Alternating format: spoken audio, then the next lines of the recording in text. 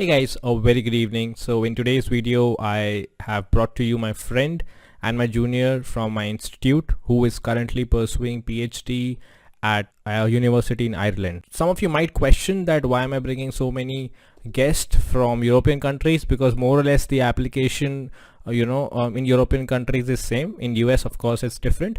But the main idea behind that is everybody has a different application, everybody has a different set of credentials. So some people would relate to one applicant and some people might relate to another applicant. For example, in this case, Harsh, he was a gold medalist in his bachelor's, he was a gold medalist in his master's, yet you will listen to him. When you listen to him, you'll get to know that after his master's, when he applied, he could not get through a lot of institutes, and then he had to work for one more year in an industrial you can say R&D company, and then finally he got into the PhD. So if you ask me, his application was perfect right after masters. He could have easily got it, but he could not. And you will get to learn a lot from this particular discussion. So just have a look, and maybe you might be able to relate, you might not. So that is the whole idea of bringing so many applicants, because like in this case, Harsh is a gold medalist, but then we have applicants who have just got barely first division, getting 60-65% and making it to the top universities, right? So the whole idea was to get you more and more exposure by bringing in more applicants, be it for the European countries or be it for for America or Canada or whatsoever country it is.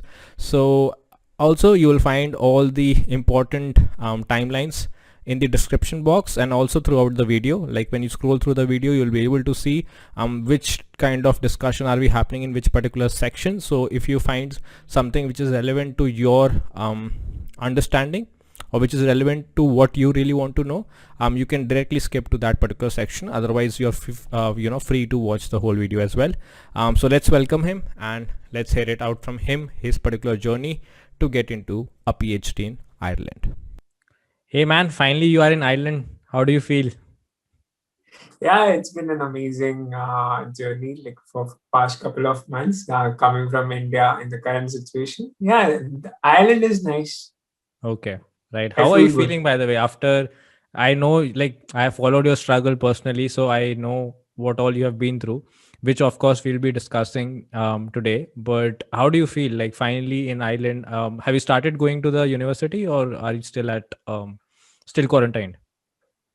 So frankly speaking, like last couple of months have been really hard. Like there were a lot of things which have been unexpected, like the corona situation in the country, and out of which I didn't think like in the month of April I'll get the chance to come here. Basically, just because of many countries putting travel ban on India, and I didn't think I'll get a chance to come. But luckily, things worked out. Right. Okay. So, Harsh, can you like describe what was your inspiration to like maybe, or what made you like want to do a PhD? And secondly, like why were you inclined? Because again, I can say this because I followed your journey personally. Like you were quite inclined to do a PhD abroad.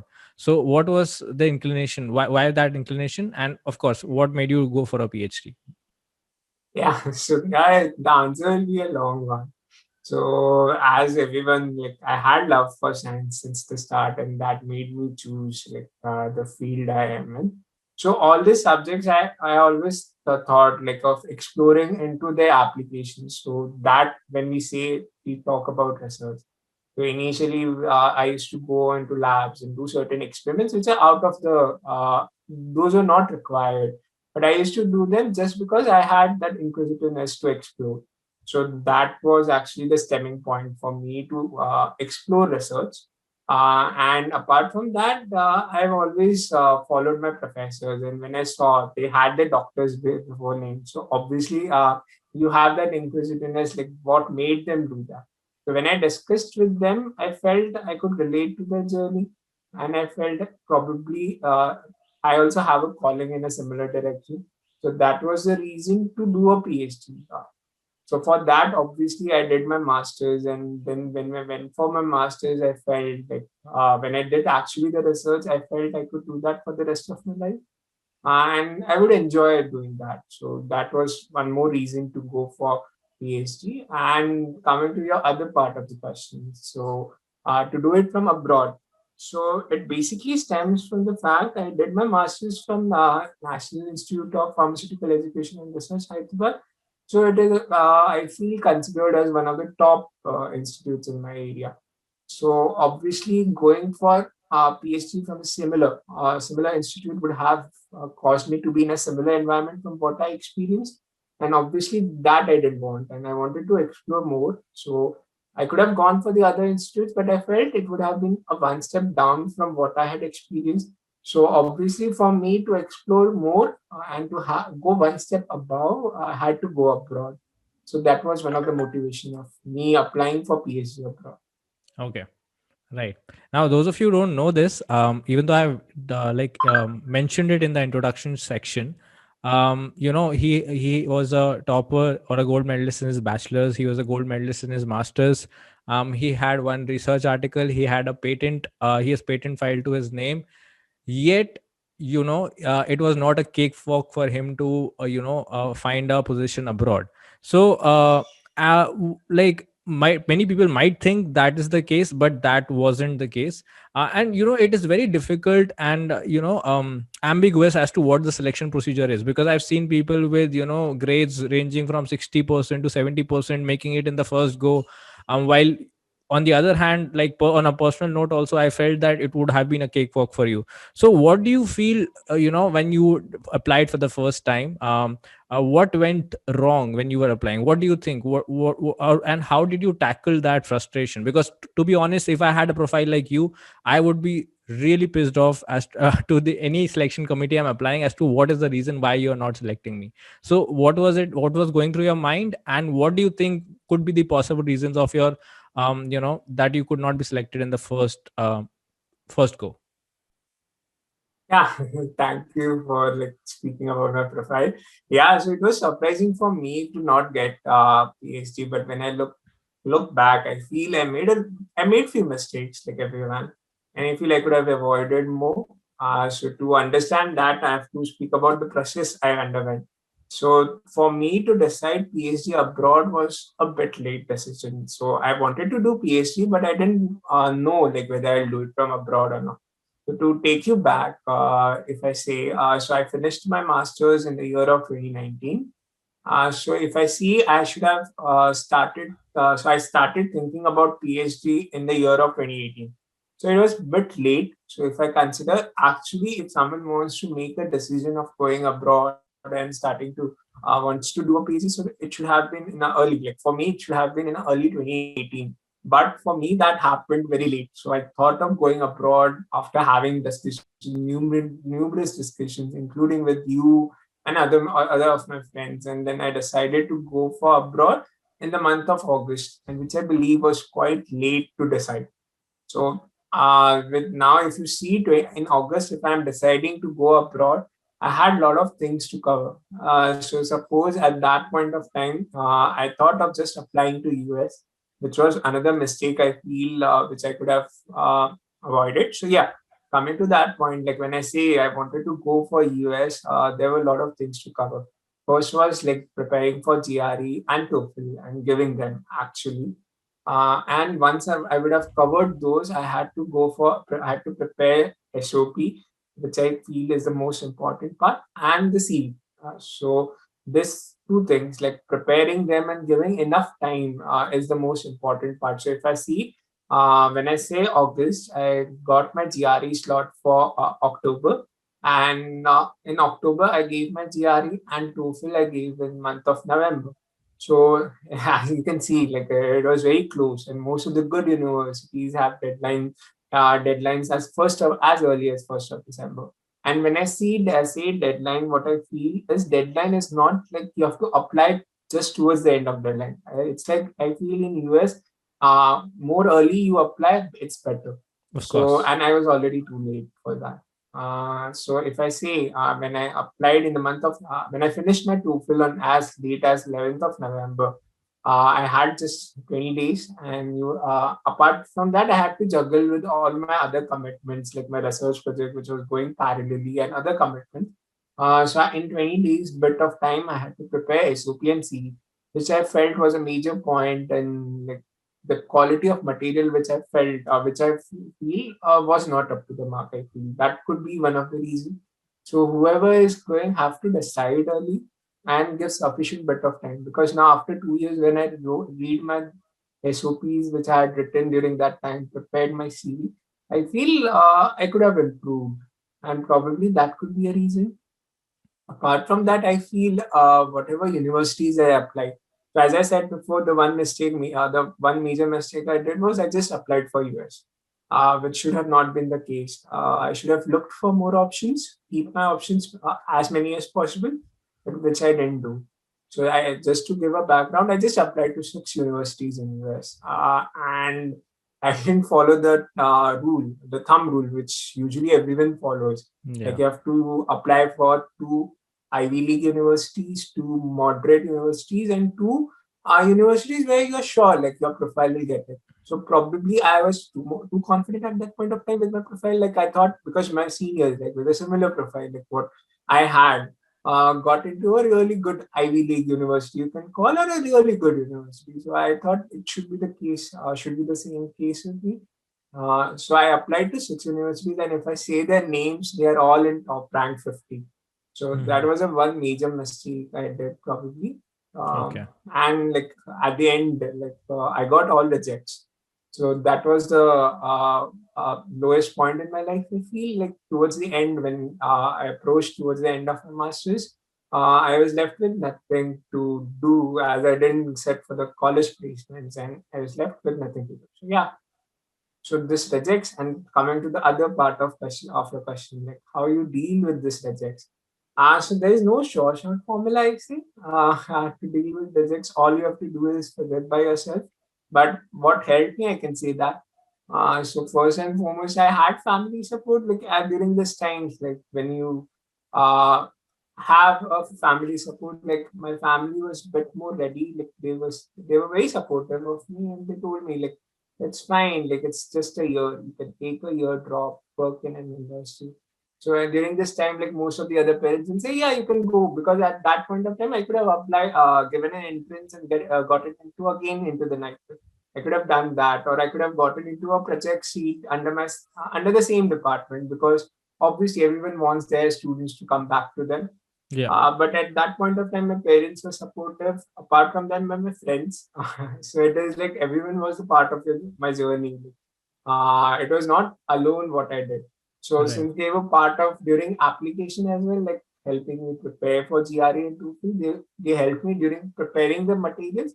So they were part during my results as well, because everyone knew the decisions are around about the corner, and they always knew some decision was about to come, and they were very supportive, and they kept me motivated to go along and see and explore the things. Like for 1 year I could explore industry and then again apply. So yeah, so coping with rejects was hard, but then again, uh, you have to motivate yourself as well. Like there's certain things which occur only at certain point in your life, and if I felt like at that point of time I couldn't connect the dots, but at later I will. So yeah. Okay. So is it fair to conclude that the two reasons or two major reasons which you feel like the two major reasons which were responsible for your rejects were, one is that you did it in a haste, because of which maybe you were underprepared for certain applications, and secondly you applied to all top notch universities. So I can say you were a little over ambitious with your choices. Yeah, I didn't want to go to US. I was not excited by the place.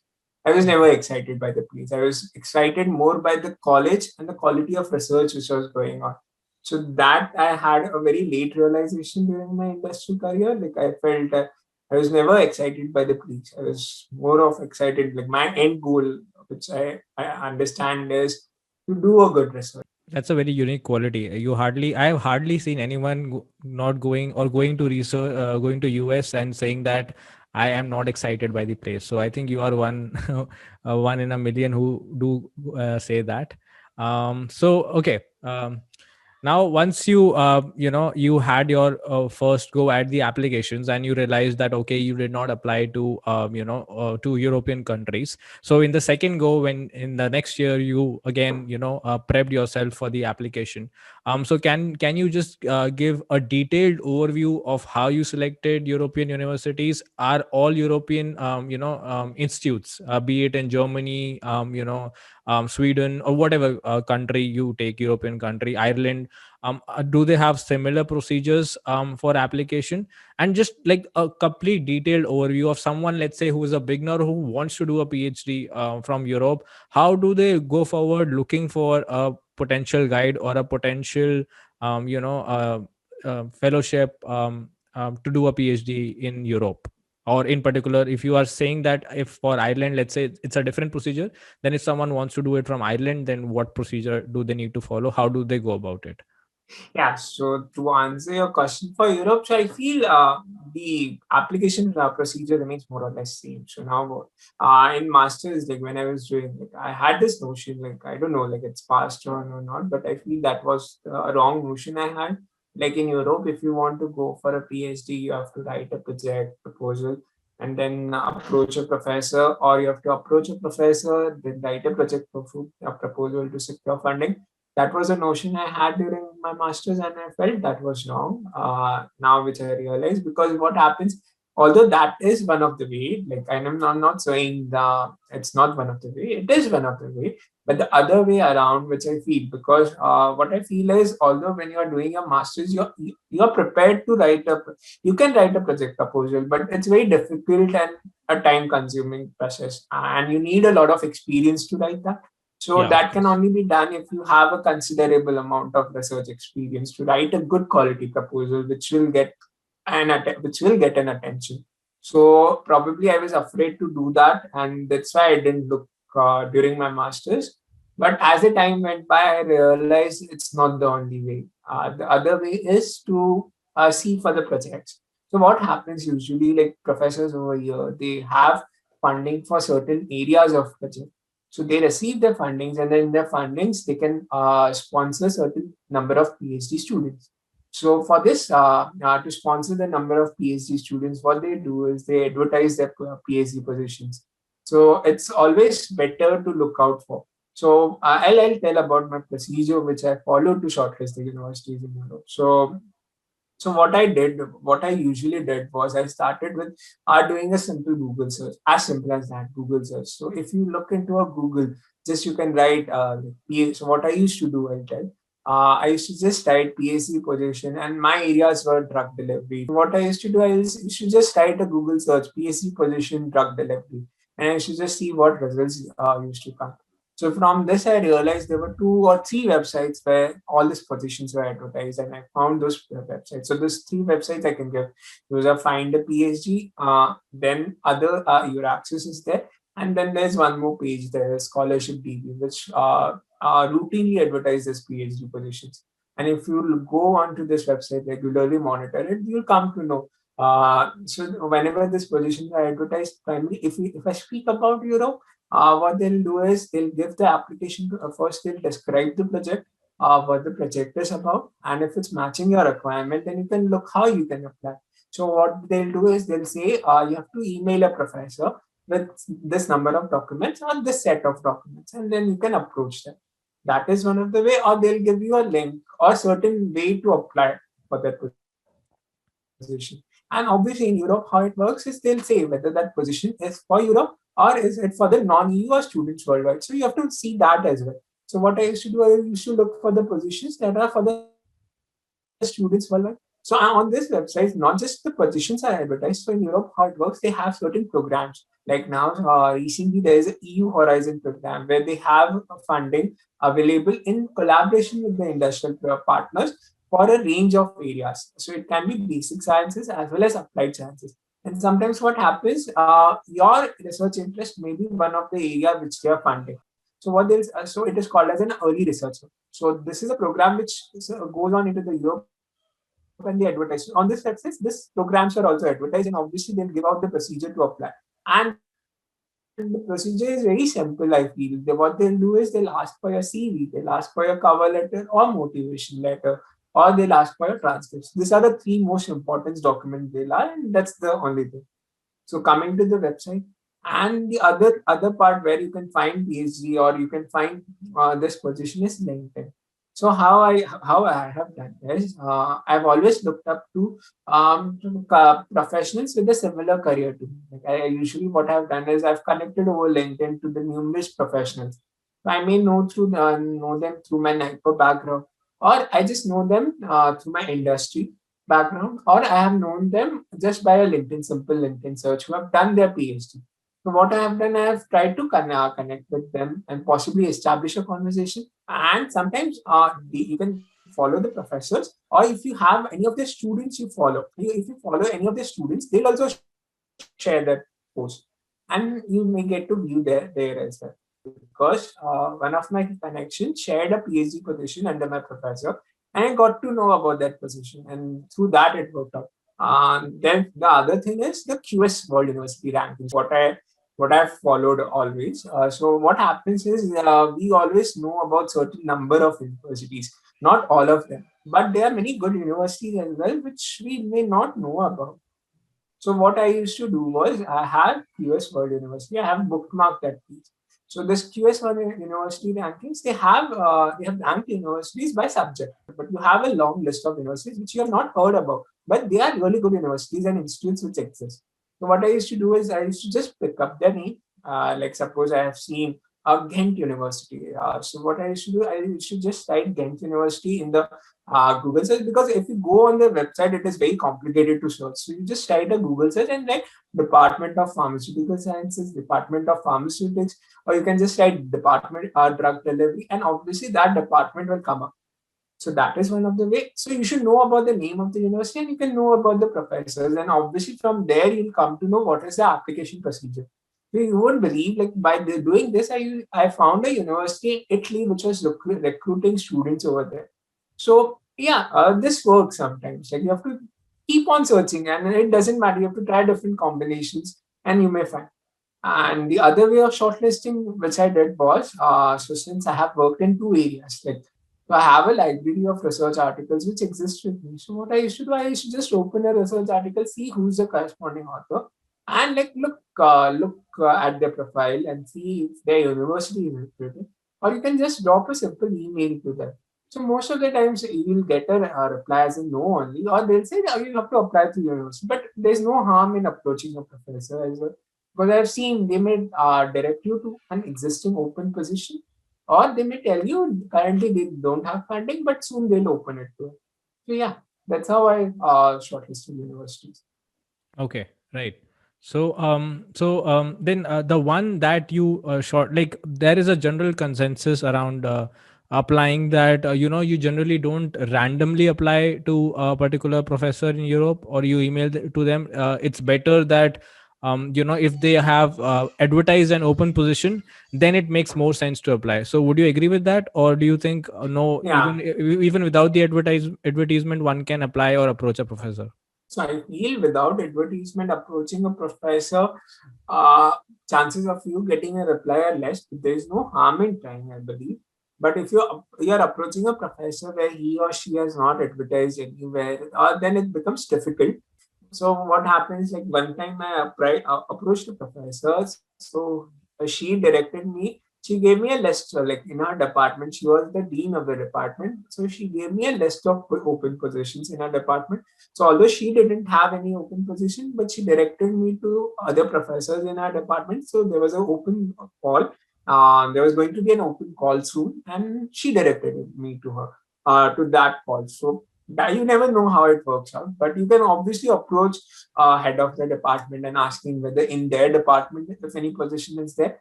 So yeah. Okay, so to summarize, if I would want to say, there are three major procedures by which you can shortlist universities in Europe or shortlist supervisors. One is wherein you can look for the websites which I'll give you the link down in the description box as well, wherein open positions are frequently advertised. The second way is that you make connections with people on LinkedIn who are working in the area of your interest, maybe some professors or some postdocs. So generally what happens, they do like those posts wherein a PhD position is being advertised, and from there you can get to know about the positions that are open in your field of interest. And then the third way, which Harsh mentioned, is that you whatever your field of interest is, of course you go through the research articles that are published in that field. You look for the corresponding authors. You can go to corresponding authors group web page, and over there generally the positions are advertised. Or on the other hand, you can go to their department website of their university and and search for professors who are working in the area of your interest, and see whether they have some open positions available to them. Yeah, and keep your seniors updated. Like you're looking for the PhD position, so probably they might suggest you you should apply. So like I was lucky enough earlier also it didn't work out, but my senior, she spoke to one of the professor and then she suggested you can contact him. So you never know, that may also work out. Like if your seniors are already aware, like you're looking on a lookout for a PhD position, then probably they might speak to professor on your behalf. That chances are very less, but you never know. Like if they know someone, they can speak to them about you, and then you can contact them. So that is also one of the way you can see. So you have to speak to the people who are already there. So you never know from where the opportunity will come. Yeah. So how did this go for you? Like the place where you are finally selected and you are going to pursue your PhD. So like how did you, like what was the complete procedure from starting from scratch when you applied to final selection? Yeah, so there were a couple of changes which I did from the last time I applied. So like, what I did was by applying this time. So I did a lot of small changes which I feel which everyone tends to overlook, and I also overlooked when I was applying. So what change I did was, first what I did, I made a new email ID. Like usually what email ID we have, they don't look professional. Like they'll have some funky names in them, or they may not give you the original identity. So what I did, for an example, I had an email ID which had random numbers, like, and it didn't make sense and it didn't look professional at all. So first what I did was I changed my email ID. And usually not many people keep a picture, but what I did, I kept a professional photo for me. So what happens, like, it gives out your identity, like true identity, and like it looks professional. So now my email ID is bit more realistic than it was before. Like it doesn't look it is coming from a spam or anything like that. That was the first change I did. The other thing was I rejigged my CV. Like I made it to look. So what happens sometimes when we are in masters, we don't know like what's important and what's not. And sometimes we tend to keep things which were not required at all. Like for me, what I did during my masters when I applied, I kept things in my CV which were not required at all, and they didn't make sense, and they were not relevant to PhD as well. So for my cover letter, what I did, I made a cover letter which was more in direction of the position, and it was more related to the position. So I wrote how I could be a good fit for this position. So initially, I described what are my skills and why I wanted to do PhD and why I will be a good fit for this project and where I can contribute. This were the things which I included. Apart from that, I made my CV, and they asked for two references. So I gave two references, one from my industry and one from my academia. So I applied it, and I applied it well before the deadline. And then probably after so I got a reply. They have received my application and will soon get back to me if I'm shortlisted. So to give you an idea, the deadline was 15 December, and then I got a reply after 15 days, like around about 1st of Jan, telling me I'm one of the candidates shortlisted, and they asked me whether I'll be available after 10 days, like on 11th. And so they gave me sufficient time to prepare for it. So 11th Jan, I had an interview. So it was so I have a panel of supervisors. So one is currently working over here, and the other two, one is a retired professor, very experienced in the field, and the other one is a postdoctoral, is a lecturer in one of the universities in Sweden. So I Okay. had three professors, and those three professors interviewed me. So yeah. Okay, fine. So that was like the procedure. So that it was an advertised open position, and you directly applied to the professor. Okay. So did you have any experience in the project that was advertised? Like, did you have prior research experience related to the project, or was it something different and you wanted to get into this project? How was it like? Yeah, I had a fair amount of knowledge in that, and so it was in a similar area. Okay. So even though Harsh, I know that it's when you apply to a place, it's it's a mix of various aspects that are looked into. Like for example, your academic grades, your statement of purpose, or your cover letter, your CV, your recommendation. So it's a mix of everything, right? But if I have to ask you one single major factor which decides your selection, specifically in Europe. So, would it be fair to say that the research experience counts as the one of the most important factors? So probably the research experience counts, and in my case, I had a similar research experience. So yeah, so I feel when you are advertising a position, so what it means is they already have figured out what the problem is, and obviously this funding agencies, what they do is they periodically review your progress. So when you have to show them your progress, you have to show them work. So you need to have people who have a bit of experience and they can start on it right away, not to spend too much time in learning things. So probably what they look for is the candidates who have a bit of experience so they can start right away. So when I say start right away, it's not immediately, but even after one month or so. So probably a research experience counts because for them to train a person from entirely different field is difficult because these projects have they come with deadline and they have to show some progress. So when you are applying for a project, you need to have a certain experience, like where you can show like you are right fit to it and you can start on it right away. Yeah. Uh, So yeah, okay, research experience counts. right. Uh, okay, so when you when in your first attempt you could not make it, and you tackled it in your own way, you had support of your family and friends, and then finally you decided to join the industry. So how did you how did you first of all get a position in the industry? Because nowadays that getting a good position in the industry is also difficult, and you did end up in one of the best pharmaceutical companies of India currently, that is Biocon. So how first of all how did you go about approaching Biocon, or how did you went about joining Biocon? And secondly, how did you convince yourself that you, like for example, let's say if I want to pursue a PhD, and somehow I'm not able to make the cut, some people would start preparing again for the application process. They generally sit at home or try and get busy with certain hobbies, and then they wait for another year for the application procedure to start. So what motivated you to that you should join the industry even though you were more inclined to do academic research? So usually what happens is like people tend to drop a year and probably sit at home and prepare. So, but for me, what was the thing which made me choose to go for industry was I didn't want to lose that skills. So usually what happens, your research skills or your lab skills primarily, like your interest to work in lab tends to go down if you are away from it more than the time which is necessary. So I didn't want that to happen with me. So I wanted to keep my lab skills going. So that was the first reason. Like I thought, I'll not just sit. Although I'll apply, but I'll not just sit. So I was looking for something. So with my case, what happened since I didn't sit for the college placements, I didn't have a luxury of having a offer beforehand. So I had to buckle down for 2 months and search for positions.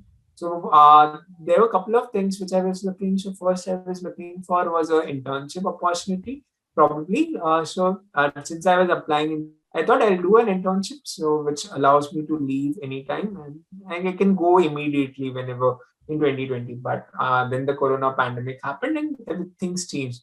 So I was looking for an internship, or then apart from that, I was looking for some positions in institutes, research positions in the institute. Like if I can get a JRF, like where I can work for a year and probably then go. And the other was I was looking for the full time positions. So what happens, like when you look for research positions in R&D, usually what happens, they'll have a certain bond period. So I didn't want that as well. So I had a couple of filters with me, but what I did was I approached a lot of seniors. I sent out my CV and asked like if there are any positions. So I joined an industry with an internship. So I joined Biocon as an intern since I didn't have the experience, and at that point of time, I didn't have any expectations of joining as a full-time employee. But due to some circumstances which like didn't allow me to apply immediately, like I couldn't apply in the same year again, like in 2019. There were many circumstances which prevented. Then I had to join industry, but I felt which is a blessing in disguise, because I've seen many people say like once you join industry, you lose that motivation. But I feel you get more motivated to pursue your interest, because when you see, you learn certain things, you have that curiosity, and which I feel PhD is the best thing to go towards the core curiosity. So yeah, so in my industrial experience, I feel it helped me improve as a person, as a scientist, because I got to learn from many things. Because I was lucky enough to get into a good department with a good work culture. So where I was made to learn a lot of things. Like I felt what I was before. Like I was a bit less organized within the working in industry. I felt like I improved towards my that aspect. And I feel although what you are working in industry may be different from what you work in, you're doing a PhD, but it doesn't matter. I feel because the skills remain same. Like the basic skills which you say, like writing scientific reports or planning experiments or organizing your staffs or interpreting any result, you're in a way you are training your brain to do so, those number of things. And apart from that, you get to see how industry works.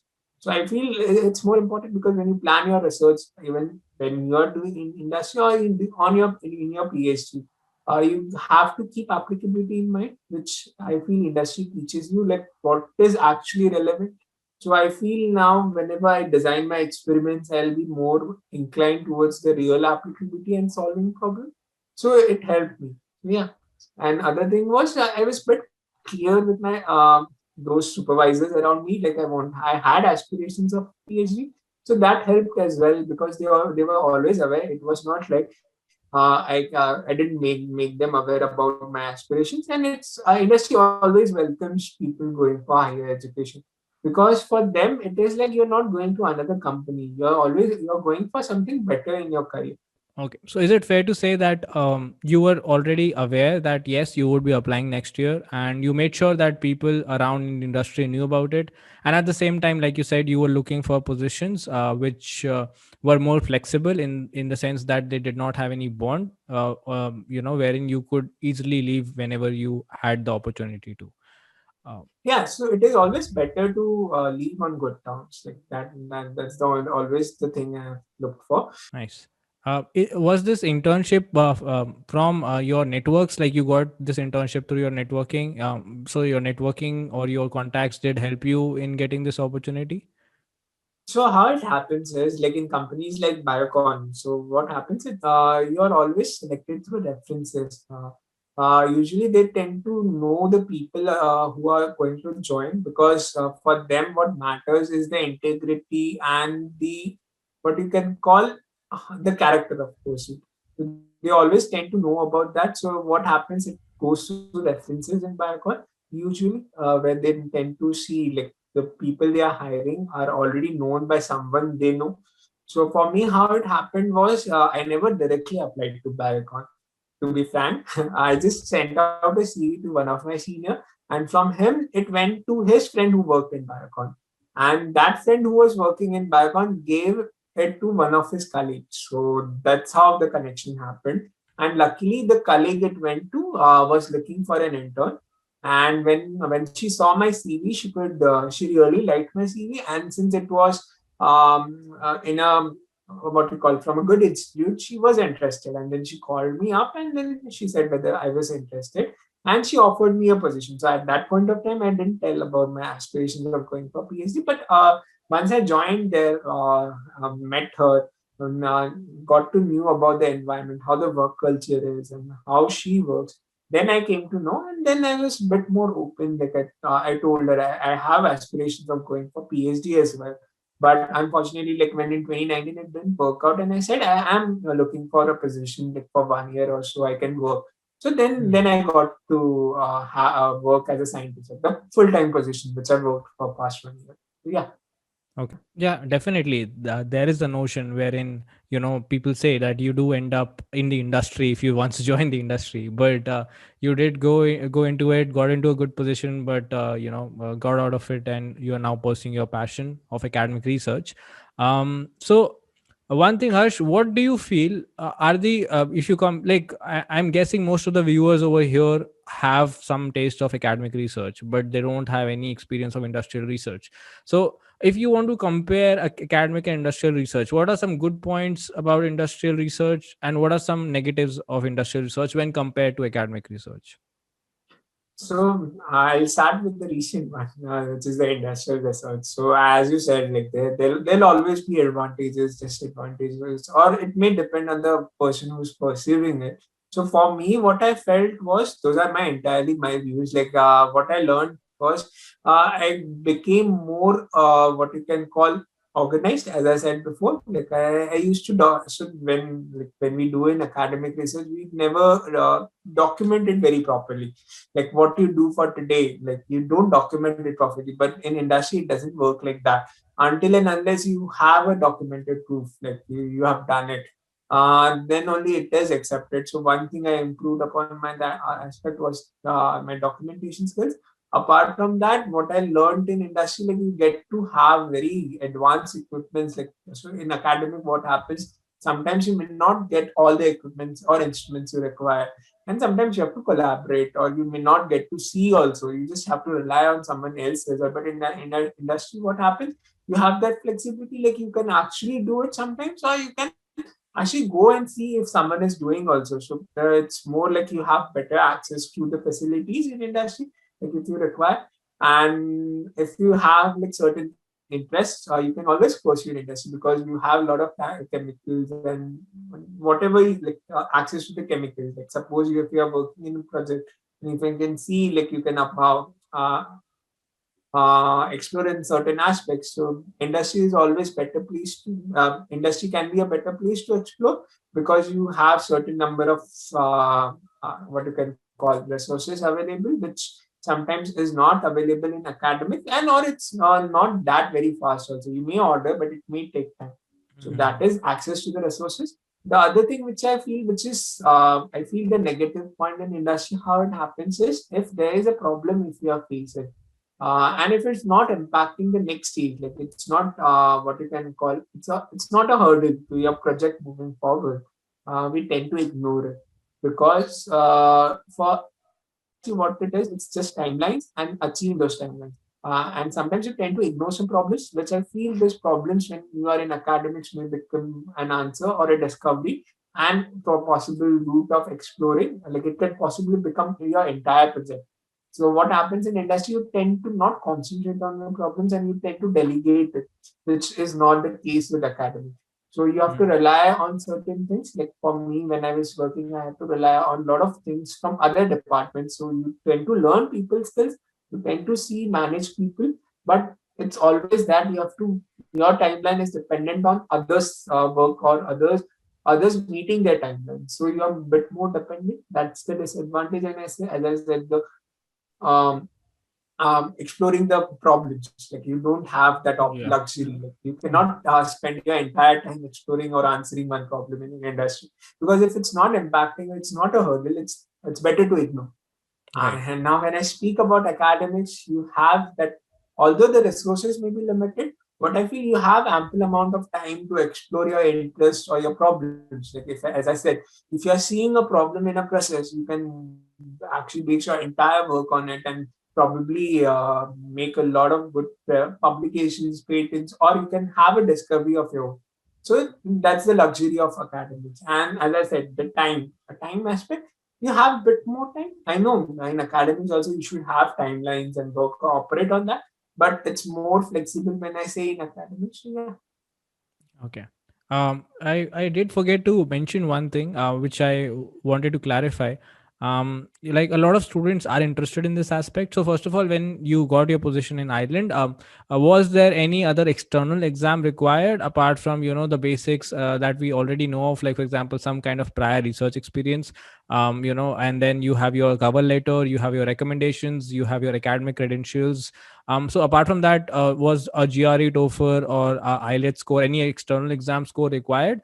And what is the stipend like that you'll be receiving over here? So when I say about the exams, external exams, as such, they don't have the position, didn't have the requirement for the exam, but it since it was requirement of of the university, like where I was getting admission into, they specified that I need to have a IELTS exam given. There was no minimum score which was mentioned, but I had 7.5, which is considered a good score. So I shared my IELTS score as well when I was sharing my application, since it was not the requirement of the position, but the requirement of the university where I was getting admission into. So Okay. yeah, and probably you require it during visa also. So yeah, not probably. It is requirement of visa. You need to have a IELTS score. The visa requirements are very minimal. Like you need to have a minimum of 5.5 or something like that. So yeah, so IELTS requirement is there. And coming to the stipend, so now how it works is, what they do is they consider the living expense of the city which we are staying. So if I say about my city, like I'm staying in Limerick, the minimum expense for per month is considered around 1,000 euros. So I'm getting around 1,500 euros per month, which I feel is pretty decent enough to sustain yourself over here. And yeah. Okay, right. And um like one aspect that I really am intrigued about is, like for example in your masters you had research experience, and that is fine because in the masters, in the institute from which we have studied, you have dedicated time for pursuing research. And but the question over here that I want to ask you is, like, you have some experience from bachelor's. That means you were curious to do research right from bachelor's. And I know a lot of students and a lot of viewers over here who might be interested, who might be in their bachelor's, but even in their masters, but do not have that research experience because of the institute they are working in. So I'm very sure that at the bachelor's level, I think you were the only one in your batch who had some kind of research experience. So, like, how did you go about getting this experience? Like, a lot of students are clueless that how do we get this research experience. So how did you end up having some research experience at the bachelor's level? Like, or what would you suggest someone who does not have a dedicated research period in their masters or in their bachelor's? What would you suggest to them? How do they get this research experience that is so dearly required? To have that inquisitiveness. Like first thing is that, and the other thing is like many of the things as simple as the assemblies which are present in a normal lab practicals which we use can be used to carry out research. I feel. So it's not necessary you should have high-end equipments like which I think many of us think, like to do good quality research or to learn about the lab work which is required. We need many facilities, but it's not that. Many of the lab equipment, lab apparatus, and lab equipments can be used to carry out small experiments, which I feel will give you an initial taste or motivation which is required. Apart Hmm. from that, if you have a research wing associated with your college, I think, where master students are there or PhD students are there. So in our case, there were a lot of master students which were there. So you can interact with them and probably ask them like if they require any help with their project, or if they need some small help, like helping them wash their apparatus. It's the initial one where you can establish a discussion and then probably ask like where can you we can move one level up and help with some of the experiments, like preparing any solution, preparing any buffers, which I feel are very important skills to have. So it's not Hmm. necessary you need to carry out experiments. You can be part of experiments, learn how to prepare solutions, start learning with small things, which it's important. Then the other thing was like University of Mumbai like has a curriculum in where every bachelor student has to spend some time in lab and do some project. So in our case, since I was interested in chemistry, I joined the chemistry professor, and where she told me, like, she specifically emphasized, like, that there are two attributes to doing science. Like, first, you have to actually do the experiment, and other is you need to learn how to you communicate them. So these are the two skills which are essential. She wanted me to do both. So what I did was, although I used a normal like computational Schrodinger software to just study molecular interactions, and there were not many exciting results, or you can call not significant results. But what I learned was how to write a scientific report or an article where you divide your work in introduction, then objective, aim, and then methodology, then your results and discussion, and then conclusion. So that exposure I had very early. And although you may not publish, or I didn't publish it in a very good journal, I published it in a paid journal. I don't boast it off, but I treasure it because it was my first experience. So to give out advice how to this, you have to look for the opportunities. Like if there are any conferences, like where some work needs to be presented by very young scientists or young researchers, then you can participate in them. The other thing is, like, most of us have lab access where there are a lot of chemicals and apparatus available. You can do small experiments, like, and you can just try out some experiments in coordination, in supervision, like not to do a lot of things which are not necessary, because they can be dangerous, but to do under supervision and keep everyone informed. But you can explore your inquisitiveness. Other thing is, like, if you're lucky enough to have a research wing associated with, you can speak to master students who are doing their research project. You can probably ask them for the help. Initially, you may receive work like just washing the glasswares and all, but with that point, you can increase the access to the projects, learn about it, probably help them do some small work in their project, and you may not receive the acknowledgement. Like, you cannot expect acknowledgement, but what you will learn is some necessary skills. So that's the advice I give. Right, right.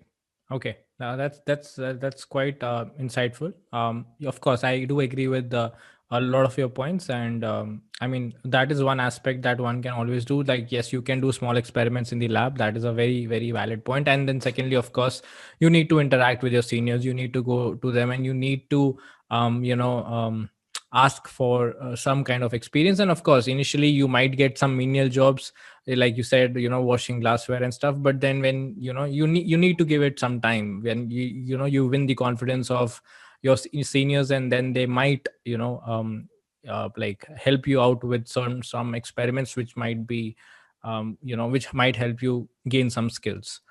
So Harsh, thank you so much for joining us today and helping out the students over here who are looking for a position in Europe.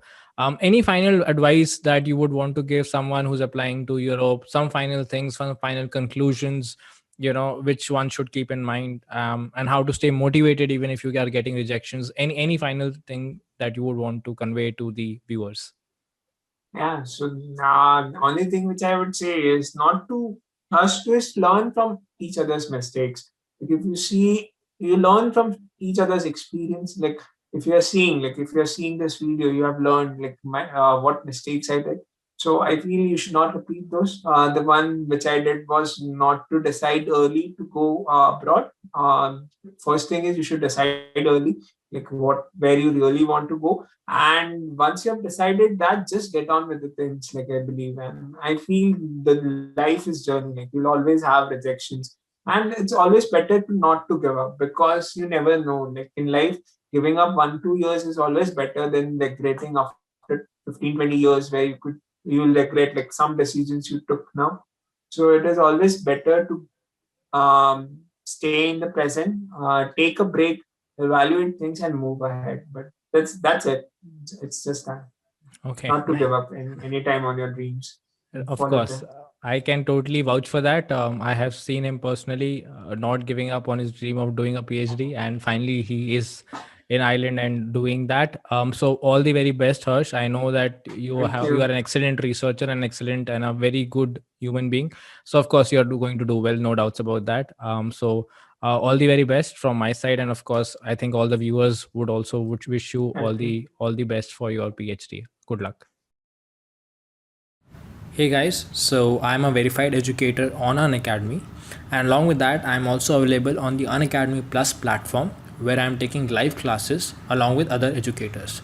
So in case you're interested in attending the live classes, you can subscribe to the Unacademy Plus platform using my referral code, that is SETHI, and that will give you 10% discount. Alright, and in case you're not interested in attending the live classes, you can watch the free courses that are available on the Unacademy.